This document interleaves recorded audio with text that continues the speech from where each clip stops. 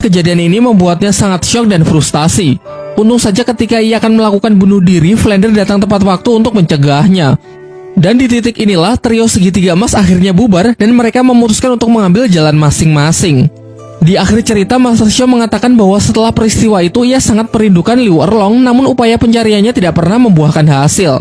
Dari balik pohon, ternyata Liu Erlong sedari awal menguping cerita dari Master Xiao. Singkat cerita, kini keduanya sudah bisa memahami perasaan satu sama lain dan cinta di hati mereka pun perlahan mulai bersemi kembali. Tang San yang merasa tidak enak akan mengganggu momen romantis dari gurunya memutuskan untuk pergi terlebih dahulu. Namun saat dalam perjalanan kembali ke akademi, ia merasa kalau ada seseorang yang diam-diam mengikutinya. Dan benar saja, ternyata kakek Dugu datang untuk menculiknya. Dibawalah Tang San ke markasnya, sebuah gua di mana terdapat banyak ular dan hawa racun yang begitu pekat. Setelah tersadar, kakek Dugu langsung bertanya kepada Tang San bagaimana dirinya bisa mengatasi racun ular giok dari kekuatan cucunya saat pertarungan di arena. Dengan nada menyindir, Tang San menjawab bahwa alkohol adalah lawan dari racun ular. Dengan ketidaktahuannya mengenai hal sepele semacam itu, ia mempertanyakan kelayakan dari kakek Dugu untuk dijuluki sebagai pengguna racun terkuat. Masih melanjutkan ucapannya, Tang San mengatakan kalau racun milik kakek Dugu hanyalah racun sampah. Hal ini karena racun yang ia gunakan sebagai senjata andalan di waktu yang bersamaan juga meracuni tubuhnya sendiri.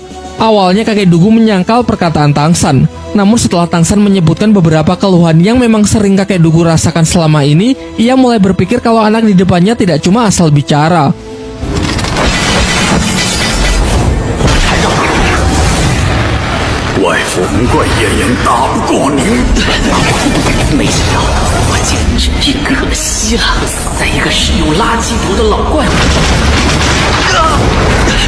Di saat terdesak, Tang San menjelaskan bahwa kondisi dari kakek Dugu jika dibiarkan semakin lama akan semakin parah. Mungkin kakek Dugu bisa menahannya, namun bagaimana dengan Duguyan, cucu kesayangannya? Menurut Tang San, Duguyan yang secara fisik tidak sekuat dirinya tak akan mampu bertahan lama dengan racunnya sendiri yang terus menggerogoti tubuhnya. Singkat cerita, mereka berdua pun membuat sebuah kesepakatan.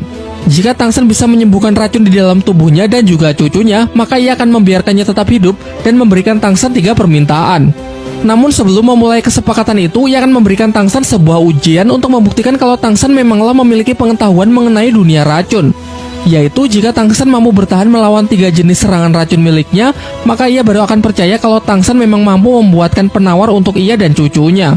Kemudian kakek Dugu membawa Tang San ke kebun miliknya di mana di sana banyak ditumbuhi tanaman obat langka. Di sini ia akan memberi Tang San waktu selama 24 jam untuk menggunakan semua tanaman obat yang tersedia guna mempersiapkan diri sebelum menerima ujiannya. Terlihat Tang San benar-benar mengagumi tempat tersebut karena melimpahnya tanaman obat-obat langka yang bahkan sulit ia temui dulu sewaktu di Sekte Tang. Di pusat tempat tersebut terdapat sebuah danau bernama Danau Es Api, di mana satu danau terbagi menjadi 2 dengan karakteristik yang saling bertolak belakang satu sama lain.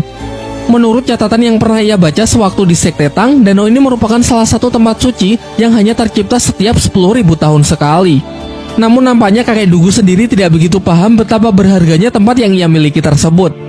Tanpa membuang-buang waktu lagi, ia langsung berusaha memetik tanaman obat di pinggir sisi danau es yang bernama rumput es segi 8. Yang kemudian ia lanjutkan di sisi danau api untuk memetik tanaman obat bunga inti matahari.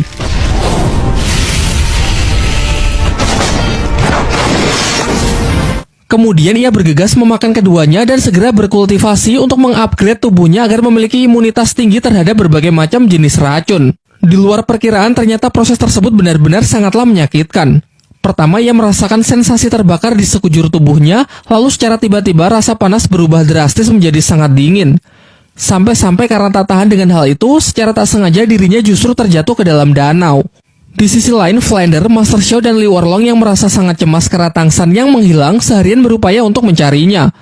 Master Xiao menduga kuat kalau orang yang telah menculik Tang San pasti adalah kakek Dugu,